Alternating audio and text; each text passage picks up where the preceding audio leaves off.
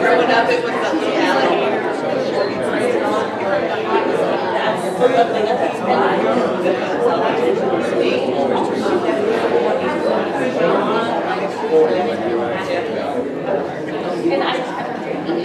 I said, half my The other half is like red.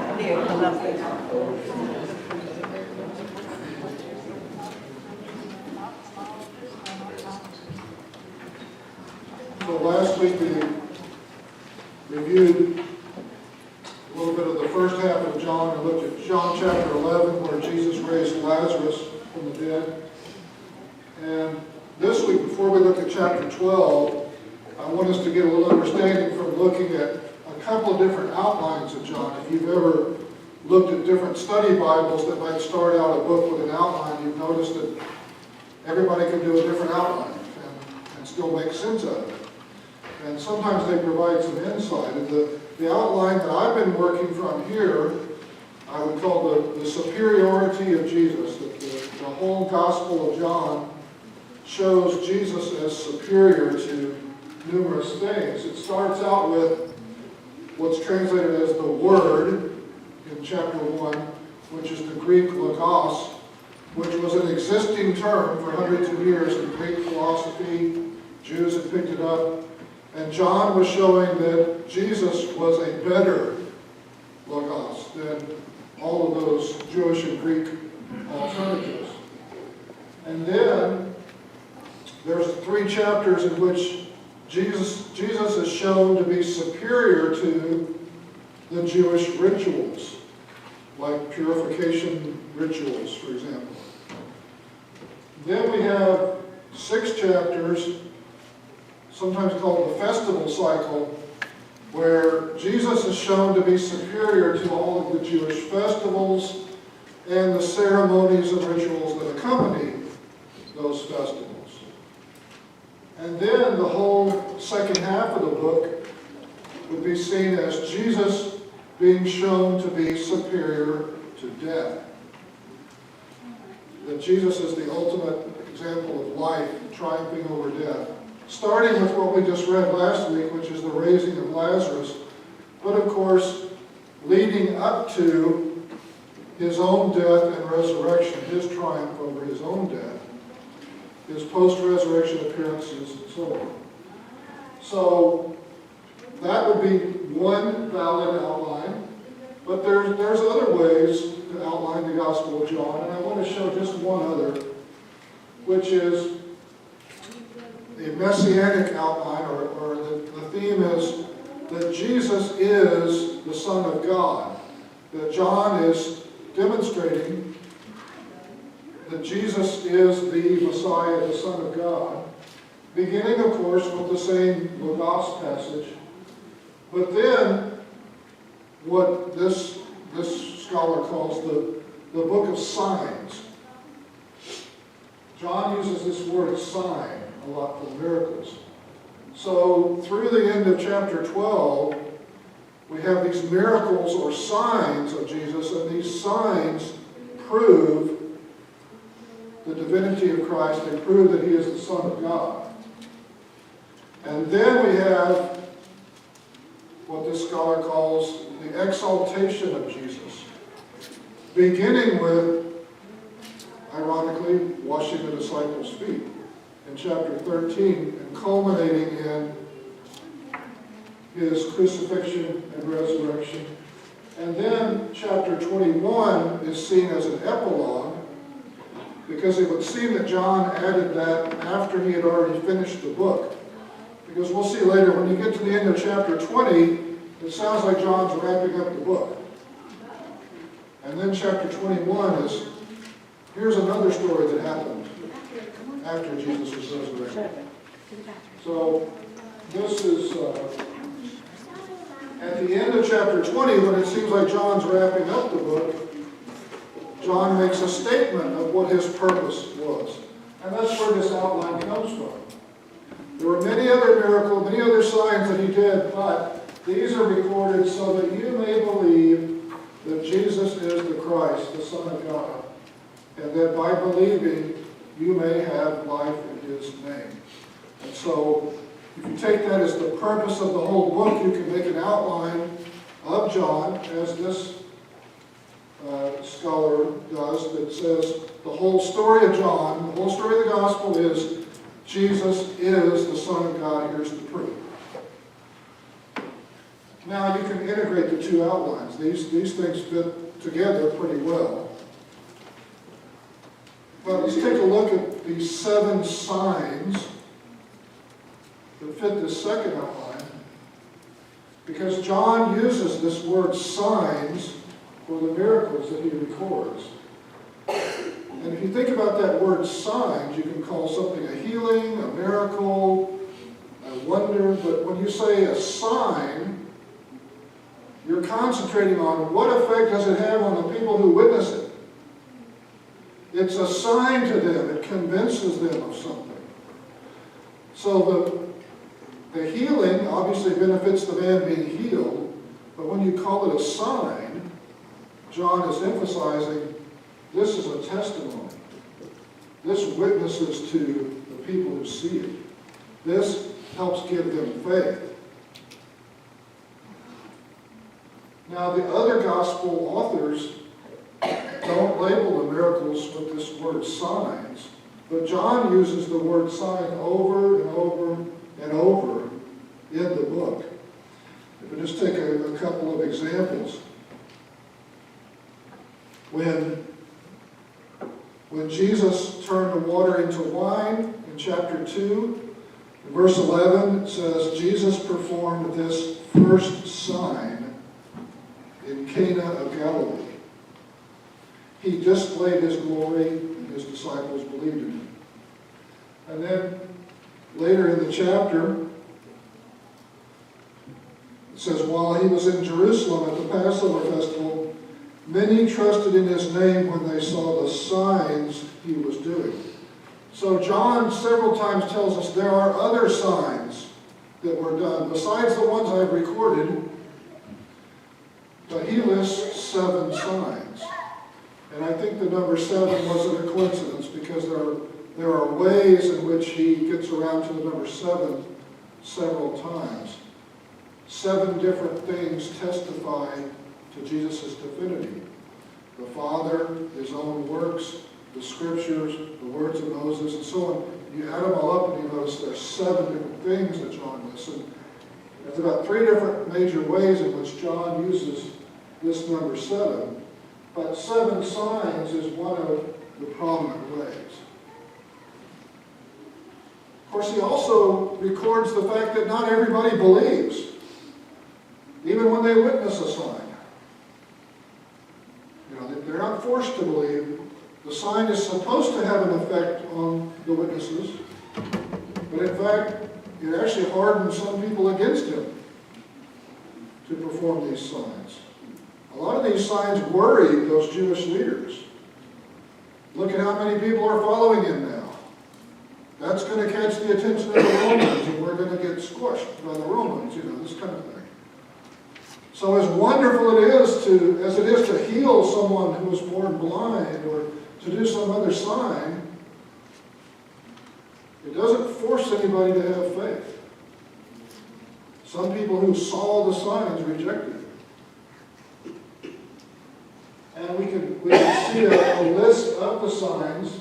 Here are the 7 signs that John records. The turning of water into wine, which helped the initial core of disciples believe. It looks like he didn't even have all 12 disciples called yet. And he hadn't begun his public ministry yet. And he said to his mother when she first asked him, my time hasn't come yet. But he went ahead and did it, and it helped her believe. and it helped a few disciples believe. Then there was the clearing of the temple, which is a prophecy because Jesus' words that they didn't understand, destroy this temple and I will raise it again in 3 days. He was prophesying about his own death, burial, and resurrection. And so this was a prophecy sign. And also is a prophecy that this temple will get replaced someday. As a secondary matter, that temple will be destroyed someday. And it was. The third sign, he healed an official's son. And this was something, if we look back in chapter 4, beginning in verse 46, it says, Then he went again to Cana of Galilee, where he had turned the water into wine. There was a certain royal official whose son was ill at Capernaum.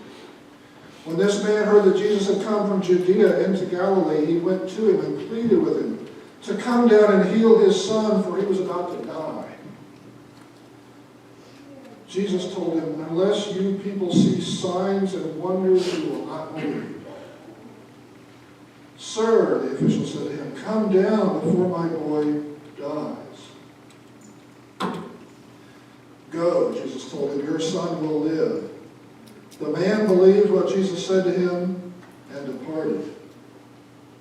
And while he was still going down, his slaves met him, saying, the boy was alive. He asked them at what time he got better. Yesterday at 7 a.m. The fever left him, they answered. The father realized this was the very hour at which Jesus had told him, your son will live. Then he himself believed along with his whole household. Now, John labels that the second sign, actually explicitly. Doesn't label the clearing of the temple explicitly as a sign. But it's part of a theme that even, for one thing, even the Gentiles, it says this was a royal official. It doesn't make the point that he was a Gentile, but he probably was. The love of God was not limited to the Jewish people. He healed the lame man. And there's a mixed reaction. Some people see the man who was lame healed, who was at the pool of Siloam. But the Jewish leaders' response, that was on the Sabbath. You can't do that. And so the theme of rejection and persecution, even because of miraculous signs, is there. Chapter 6, the feeding of the 5,000, and then Jesus declares himself to be the bread of life, which is one of the themes that John uses, is the bread of life, the light of the world, the water that leaves you never thirsty, and so on. He healed a blind man in chapter 9, and that was a sign, but the story went on for the whole chapter because the man didn't even know who had healed him. It started out with the apostles saying, why was this man born blind? Was it his sin or his parents? And so then we have a dialogue with Jesus about that. And then he heals the man, and the man goes off, and everyone recognizes that he was healed. And they're confused. And they call him in and say, who healed you? And he says he doesn't even know. They call his parents in. His parents are afraid. They say, he's an adult, ask him. We don't know anything. But the parents are afraid that if they testify a positive word about Jesus, they might get shunned from the synagogue and so on. So that was a whole chapter, but it gave Jesus the opportunity to declare that he was the light of the world. And this blind man who can now see is like an object lesson in light versus darkness. He was in the darkness, but now he can see. Meanwhile, he declares that his enemies are blind, meaning spiritually blind. Anybody who can see this sign and still reject him is blind. And then, of course, we just read the raising of Lazarus, the seventh sign, where he foreshadows his own resurrection. He demonstrates his own victory over death here, his power over death through Lazarus. So now we have a chapter that's kind of, in every outline, it's kind of a transition chapter. We're transitioning from the signs. We're transitioning from Jesus is superior to rituals and festivals. We're headed towards the end of Jesus' life. Chapters 11 through 21 are just the last few months of Jesus' life. Really, in just a matter of weeks. And this is typical of the Gospels. It's probably even more pronounced in John than elsewhere. An unusual amount of each Gospel was the end of Jesus' life. He has a 3.5-year ministry, but 1/3 to 1/2 of each Gospel is the end. The last few months of his life. We start out with verses 1 through 8. 6 days before the Passover, Jesus came to Bethany, where Lazarus was, the one Jesus had raised from the dead. So they gave a dinner for him there. Martha was serving them, and Lazarus was one of those reclining at the table with him. Then Mary took a pound of fragrant oil, pure and expensive nard, anointed Jesus' feet, and wiped his feet with her hair. So the house was filled with the fragrance of the oil. Then one of the disciples, Judas Iscariot, who was about to betray him, said, "Why wasn't this fragrant oil sold for 300 denarii and given to the poor?" He didn't say this because he cared about the poor, but because he was a thief. He was in charge of the money bag and would steal part of what was put in it. Jesus answered, "Leave her alone. She has kept it for the day of my burial. For you always have the poor with you, but you do not always have me." And so, this transitional story here foreshadows his death and burial, because taking some expensive ointment and anointing someone, some oil, is also what you did to a dead body in their culture. When you were getting ready to bury the dead, as soon as they died, they were covered with oil and spices and wrapped and buried. And so this is a foreshadowing of Jesus' death. It's just as an aside, it's important that we not misinterpret or misapply what Jesus said about how you'll have the poor always. He wasn't saying, who cares about the poor? There'll always be poor people. He's just saying this is something happening that's historic. The Son of God is about to die. He's not saying, who cares about the poor? He's saying, you will be taking care of the poor for centuries. As long as there's humanity, there will be poor, and Christians will be taking care of them. But this is a one-time thing in history that's happening right now. The impending death of Jesus is a one-time thing. Then we go on to the story, his triumphal entry into Jerusalem, the Palm Sunday story. The next day, starting in verse 12, when the large crowd that had come to the festival heard that Jesus was coming to Jerusalem, they took palm branches and went out to meet him. They kept shouting, "Hosanna! Blessed is he who comes in the name of the Lord, the King of Israel." Jesus found a young donkey and sat on it, just as it is written, "Fear no more, daughter Zion. Look, your king is coming, sitting on a donkey's colt." Now, if you relate this back a year and a half ago, when I talked about Messianic prophecy, he's quoting an Old Testament Messianic prophecy there. And the point of that prophecy that's a little bit lost on us sometimes is the symbolism of a donkey. If you're riding around on a fast horse, then you're ready to fight in war in that time. If you're riding around on a donkey, you're at peace. And there were passages in which King David, symbol of the Messiah, at a time of peace in his kingdom, was riding around in the kingdom on a donkey to seek the people, to speak to the people. And so the donkey was a symbol. If you come into, if Jesus were coming into Jerusalem to conquer the Romans, which is what a lot of people were still hoping for, you come in riding on a horse and you get your sword and your armor on and you've got some other people with you and so on. Instead, he comes riding on a young donkey. And that should bring to mind to people this messianic prophecy.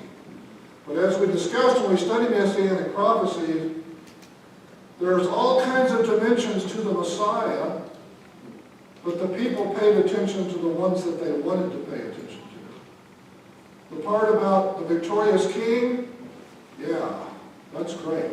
Let's think about that. Let's think about what that might mean. Maybe we're going to kick the Romans out of here and so on.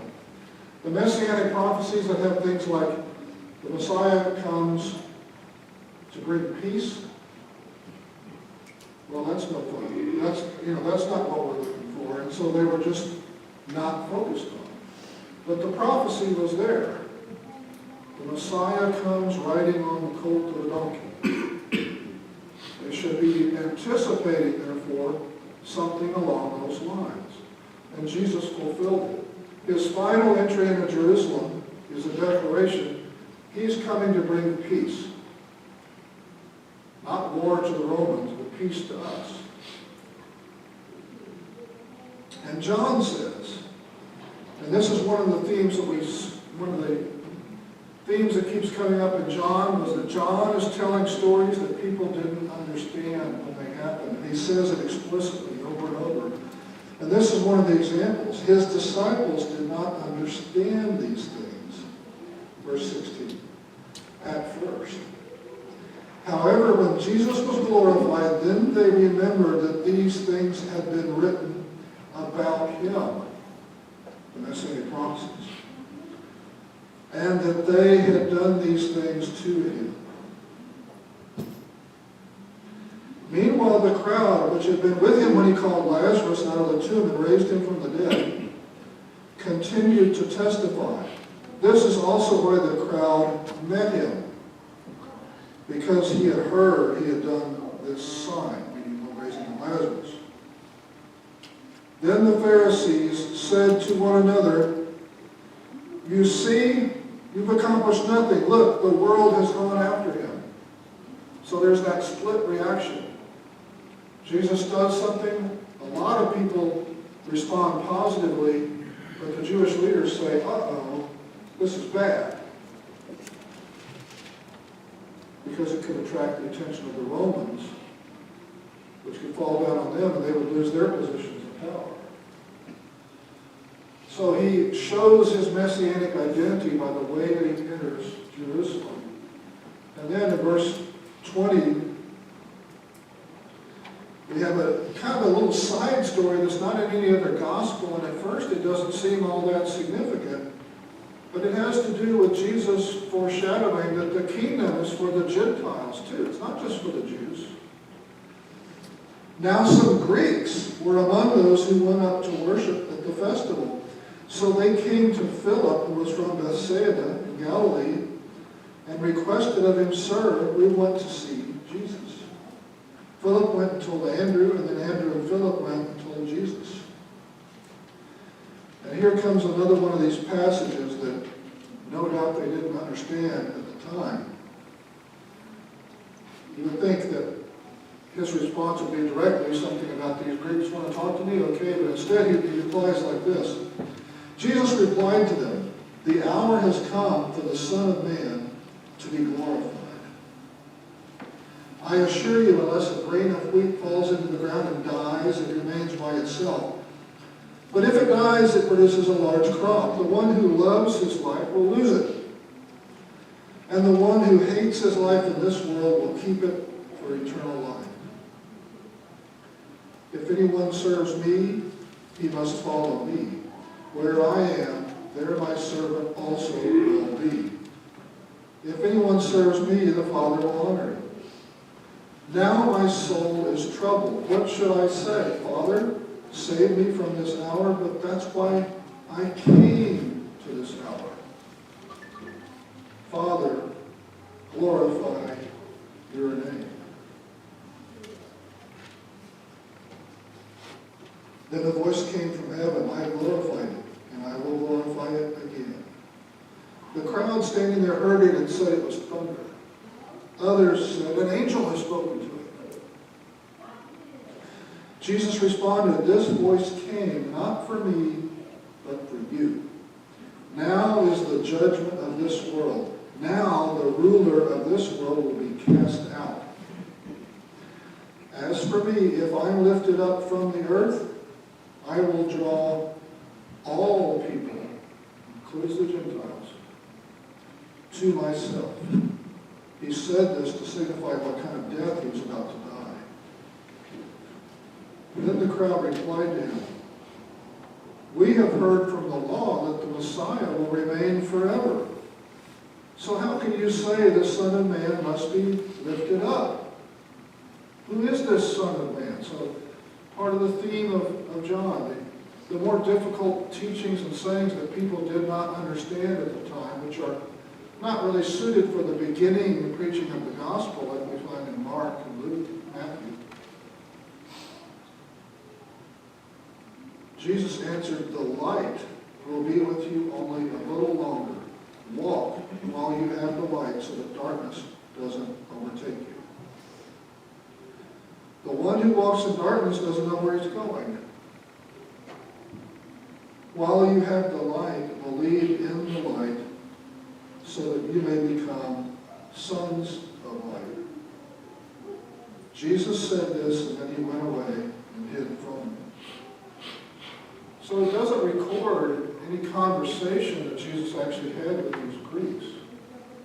But Jesus does speak that he will draw all peoples, all nations, which is messianic language from the Old Testament that refers to all the nations of the world, including the Gentiles, mostly the Gentile nations. So this little passage is yet another foreshadowing in chapter 12 of what's to come. So that's why chapter 12 is considered kind of a transition chapter. We keep foreshadowing his death, his being the Messiah, and bringing all people, including the Gentiles, to the Messiah. So Andreas Kostenberger is where I was getting that second outline in some of these comments. Next week, we'll take a look at the beginning of the end for Jesus, which starts with washing the disciples' feet, followed by his last discourse, the Last Supper, the arrest, and so on. All of that takes another chapter.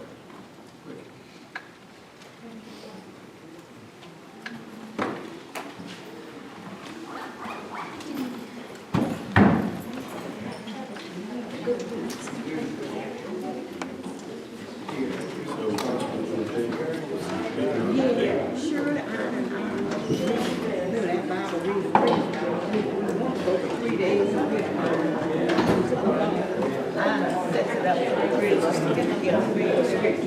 So we